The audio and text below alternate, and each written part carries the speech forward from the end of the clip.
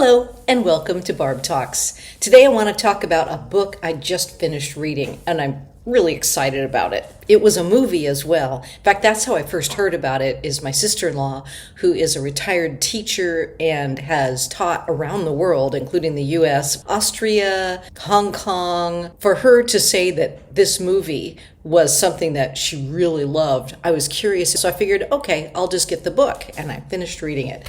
The book is called Hail Mary, and it's by Andy Weir. If you haven't seen the movie or haven't read the book, this is one big spoiler of Dr. Grace. He's a middle school science teacher. He's the one that all the kids love. They answer a question, he throws a beanbag, and middle school kids like that. Well, actually, the book opens up with him not knowing where he is. He's naked. He can't talk. There's a voice asking him what his name is, and he doesn't know his name. So he's trying to figure out what's going on. That's how the story begins. So you don't even know what's going on to start with. It does a lot of flashbacks. So he goes back, and this lady walks into his classroom named Eva Stratt. She has this European accent and wants him to come with her, and he doesn't know who she is and says, "Leave me alone." And so she has some cops drag him to talk to her. So he's like, oh, this is really serious stuff. Turns out she's in this secret project called Petrova Task Force. And it's this worldwide task force because something is taking the energy from the sun. They don't know what it is. They have scientists all over the world that are trying to figure out why the sun is losing its light. A couple of degrees off and we're dead. She's getting all these scientists and governments together to try to solve this problem. And he's going, why do you need a middle school teacher? Leave me alone. I've got my classroom. I'm happy. She's going, but you wrote a paper about aliens back when you were in grad school. Your paper is the only one of its kind, and it basically talks about there could be other life forms in the universe that aren't carbon-based beings. And so we have to look at all the options as to what this force might be that's taken away our sun. He'd wanted to become a great scientist, but since his paper was so against what all the great scientists thought, they ran him out of research. And so he became a science teacher and loves that. He's just kind of the guy that lives his life and is funny and enjoys the moment and doesn't take anything too seriously. And it turns out the reason she needed his help is because they had some experiments they needed to do, and they didn't want to lose famous scientists just in case the experiments didn't work out. So he's going, great, I'm your throwaway. You're just going to use me in these experiments. He ended up getting really excited about the experiments because, like I said, he started out as a researcher and he's really interested in alien life. But after he breaks whatever the code is, this being is sucking the energy out of all the different suns, stars around the universe except one little planet. We have to figure out a way to get to that planet and find out what's happening different there so that we can save our world. Of course, there's no technology to get out to this distant star, which is like 13 light years away, but this Eva Stratt somehow manages the nation's scientists all around the world to work together on this. Governments are saying, we are going to put you in charge. So she has more power than any other leader in the whole world because she's trying to save the world. So he's all alone. He was strapped in as an astronaut. And two other astronauts that knew more than him are mummified on the walls that they didn't survive the trip. And so he's the only one left. A middle school teacher out in the middle of the universe going, now what do I do? But he's curious. And so he takes a look at all the different things on the ship and turns on the computers, and some stuff he just remembers. Oh, I know how to work this. I know how to work that. Scientists who put it together didn't know what kind of information they would need when they got to this new place. So he's got all this information. He's trying to figure out how to feed himself because there's robots that give you food. He eventually learns this was a suicide mission. They didn't have enough fuel to get back. The scientists were supposed to figure out what was causing this death of our sun/star and then send that information back on these little robot things. Instead of getting upset about it, he's going, okay, I'll have fun while I'm here. Oh, another big thing that I left out is that what's powering this big rocket is the matter that was grabbing energy from the sun. The very being that was causing their demise has all this energy to be able to run his ship.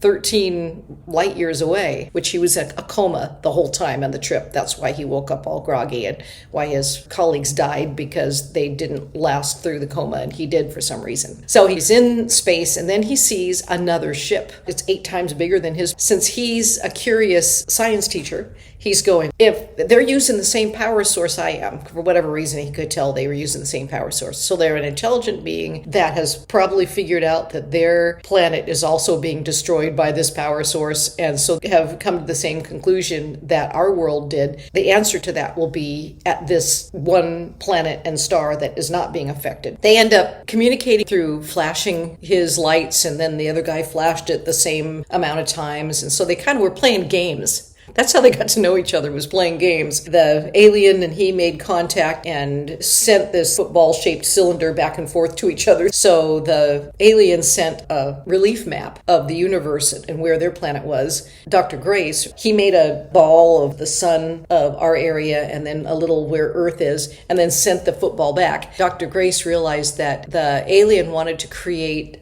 a tube, a connection between both of their ships. Dr. Grace thought, oh, he has to know what our ship is made of so he knows how to attach, because the alien ship was made out of a type of metal that Dr. Grace had never heard of, though his science stuff was able to say what it was composed of. So he knew that the alien had a different type of metal. He thought, oh, he needs to know what we have on our ship. So he went outside in his suit and banged off a piece of his ship and sent it back in the little football. Then the alien made this tube and connected it. Dr. Grace was just so stinking excited because he got to finally meet an alien. He put on his suit and went through to meet the alien. It was like a tube, and then there was a wall between it that had all these pretty colored opaque things, and one of them was clear. He was looking at all the pretty colors, and then Dr. Grace looked through the clear window, and this big claw comes up.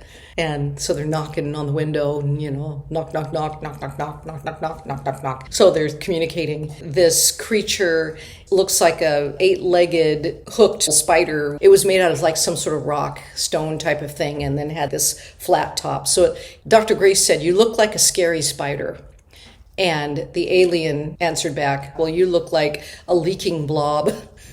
I'm thinking, I guess we would kind of look like a leaking blob to an alien source, because we don't have all the protection that Rocky is what Dr. Grace ended up naming the creature, was Rocky, because he looked like he was made out of rock. How they ended up communicating, how they started communicating, because that's something that both Dr. Grace and Rocky knew they needed to do before they could work on solving this problem.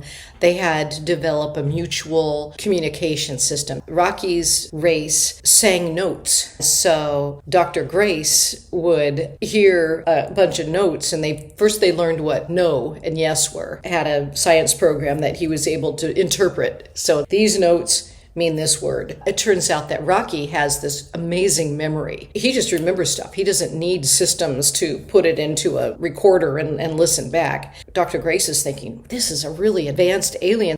And Rocky's like, no, I'm just the engineer. All the scientists died. I'm the only one left on my ship. Turns out the aliens had never heard of radiation, and it killed all the scientists that were up in the regular part, whereas Rocky was down in the engineering room, which was surrounded by this alien power source that protected him from radiation. Now that Rocky has come over and built Habitrail tubes through Dr. Grace's ship, because Rocky, first of all, he has to get out of the radiation of his own ship, and second of all, they need to work together on this problem. Since Rocky's an engineer, he's able to fix things on Dr. Grace's ship, and he's able to build all this technology. If Dr. Grace says, man, I really could use a fill in the blank, Rocky will go, oh, I'll make it. And he makes whatever he needs because he has this amazing ability to do engineering. They finally figure out how to get to the planet that has not been affected by this alien that sucks energy out of the sun. And it turns out to be exactly an invasive species. And so they had to go, okay, it's an invasive species. Everywhere else doesn't have a way to keep this energy sucking source at bay. And it's in an equality here. They've got the energy source sucking thing and the thing that keeps the energy source in control. They do some experiments. They figure it out. They save the day. Rocky's going to go back in his ship because his ship has plenty of power. It can easily get back to his planet. Whereas Dr. Grace, he sends back his stuff, but he might have barely enough to maybe get back. But it's going to take him years and years and years, so he'll have to put himself back into a coma again so he doesn't go crazy. He saw what happened to his bunkmates when they were in a coma, so he might end up just killing himself. So he was starting on his way back to Earth, but Rocky's now his best friend. He didn't really have a lot of friends back on Earth. I mean, he had scientists and stuff, but he also knew that by the time he got back to Earth, all of those scientists would be dead. Because space-time travel makes it so when you're traveling away, time goes by quicker when you're traveling than when you're staying in one place. So he didn't know what kind of world he was going to end up back in, because by the time he sent those samples back, for all he knew, the sun had already burned up his Earth.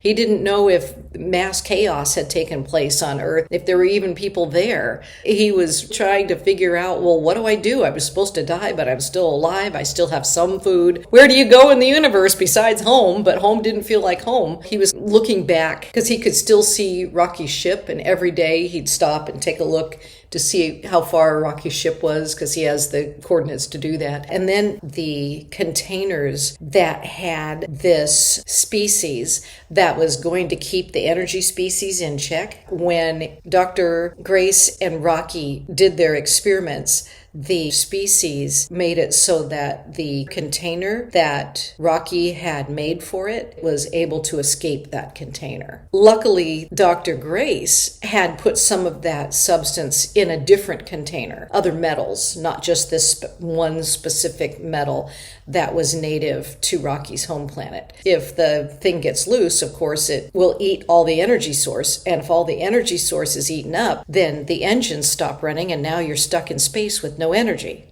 So Dr. Grace quickly did what he needed to do to stop the non-invasive species from invading the invasive species and getting rid of the energy source. So he did that, but then he realized Rocky had all of his energy source in this container that the other source could leak out of. And so Rocky was going to be stuck out in space with no scientists and no way to communicate with his home planet. So Dr. Grace said, I need to go save Rocky, even though it's going to make it so I can't get back to my home planet. I've got to go save him, because I did my job. I sent the samples back to Earth so their scientists can take care of it if they're still alive. But Rocky's planet will be destroyed if Rocky can't return with this stuff, and now Rocky's ship doesn't have it anymore. I've got to save Rocky. He makes the choice to go turn his ship around and go find Rocky, and finds him. Rocky's, of course, ecstatic. His friend is back. Dr. Grace says, Rocky, get cleaned up, get all yourself decontaminated, come to my ship, and I'll take you to your planet. You're thinking, okay, what's going to happen now? And this is like near the very end of the book. And it turns out that Dr. Grace is on Rocky's planet. Engineers have built him his own little habitrail because their planet was totally dark, all rocks, really heavy atmosphere, and it would just crush him because he's just a leaky blob. They made a habitrail for him, and he worked with the scientists to help them develop light source so that he could have a 24-hour light clock in his little habitrail. And he has these little meeting rooms where a third of the room is his, and then the rest of the room is their atmosphere, so that he can meet with the scientists in one area, and he can have a small meeting room over here and have a classroom over there. He's living a life as an alien on a planet. The story ends with him being the alien and serving that planet with the information he has from Earth. Him and Rocky are still best friends. Rocky comes every day and sits in the smallest meeting room and they just chit-chat. All the scientists have figured out chemically how to make meat and food that he can eat with the elements they have on their planet. They still have his ship orbiting because they say, are you sure you don't want to go home? Earth years, he was 70 years old and he had arthritis and was having a hard time getting around. Rocky's people live till 800 years. So he's really old in Earth years, but really young in their years. So they're taking really good care of him. Turns out his job on the planet is he teaches the children. Iridians is the name of it. So he goes and teaches them, and he's teaching them science. and he's got a keyboard that plays the music notes that represent the words he's trying to express. By now, of course, he recognizes the music notes because he knows their language now, but he communicates to them by playing the piano. But my opinion about this is what a great read. What a great experience into a different way of seeing life, communication, curiosity, intelligence, the ability to see what we have in common instead of what our differences are, the ability to change perspectives and ways for the common good, both from the people in the world to get together and do what they needed to do, but also these intelligent beings from two different planets that in our view maybe, oh, they look nothing alike, so we can't have anything in common. But they had so much in common. They had friendship, they had communication, they had science, they had data, they had understanding of the universe and understanding of core values. On Rocky's planet, he did have a mate, a lot of the same structure. And that's what both Rocky and Dr. Grace, one of their discussions was, we most likely came from a common ancestor. That energy source was most likely our common ancestor. How many more planets were seeded with this life force, and how many other forms of life that we could communicate to, make friends with others?